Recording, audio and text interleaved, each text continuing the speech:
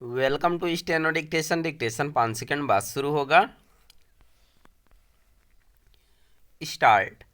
America जिस तरह बीते कुछ दिनों से ईरान को चेतावनी देने के साथ ही उसकी घेराबंदी कर रहा था, उससे ऐसा लगता था कि उसका उद्देश्य उससे वार्ता कर उसे इसके लिए बाध्य करना भर है कि वह अपने परमाणु कार्यक्रम का परित्याग कर दे।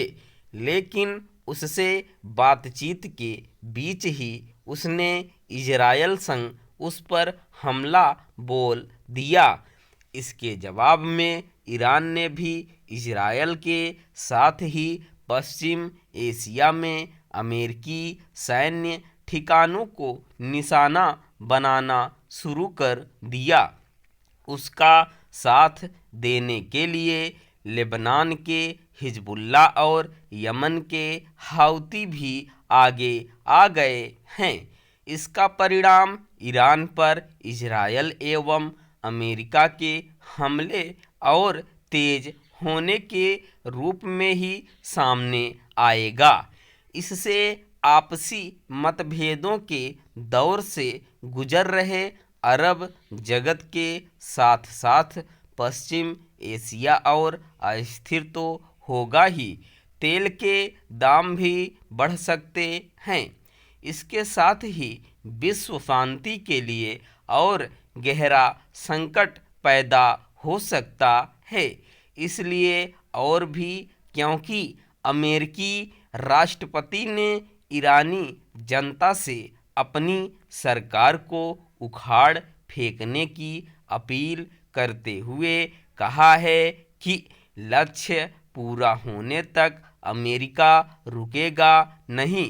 ट्रंप का लक्ष्य केवल ईरान के परमाणु हथियार बनाने वाले तंत्र को ध्वस्त करना ही नहीं, बल्कि वहां सत्ता परिवर्तन करना भी है। इसीलिए ईरान के सर्वोच्च नेता खामेनेई के आवास पर भी हमले किए गए। यह जंग ऐसे समय शुरू हुई है जब रूस यूक्रेन युद्ध 4 साल बाद भी जारी है और पिछले दिनों अफगानिस्तान एवं पाकिस्तान में भी युद्ध छिड़ गया। इजरायल, अमेरिका और ईरान के बीच का सैन्य संघर्ष कहीं अधिक व्यापक असर वाला हो सकता है। इससे भारत भी प्रभावित होगा।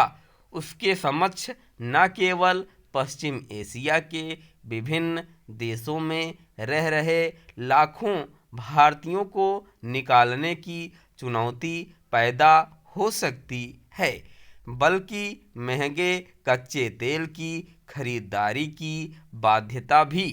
यह भी तय है कि इस जंग में वह किसी भी पक्ष के साथ खड़ा नहीं दिखना चाहेगा। निसंदेह इजरायल और अमेरिका की सैन्य शक्ति के मुकाबले ईरान की सैन्य क्षमता कमजोर है और वह आर्थिक रूप से भी पस्त है। पर इसकी अनदेखी न की जाए कि पिछले वर्ष जून में भी इन दोनों देशों ने ईरान पर हमला बोला था, लेकिन वे न तो उसके परमाणु ठिकानों को पूरी तरह नष्ट कर सके और न ही वहां सत्ता परिवर्तन कर सके। कहना कठिन है कि इस बार क्या होगा। यह ठीक है कि ईरान का रवैया भी झगड़ालू है, लेकिन अमेरिका को इससे अनभिज्ञ नहीं होना चाहिए कि उसने जब भी किसी देश में जबरन सत्ता परिवर्तन किया, वहाँ के हालात और अधिक बिगड़े। इसके साथ ही अमेरिका को नुकसान उठाना पड़ा और उसकी छवि भी खराब हुई। ट्रंप भले ही अपने को शांति का राष्ट्रपति कहते हों, लेकिन अब तक का उनका आचरण अशांति और अस्थिरता फैलाने वाला ही रहा है। स्टॉप।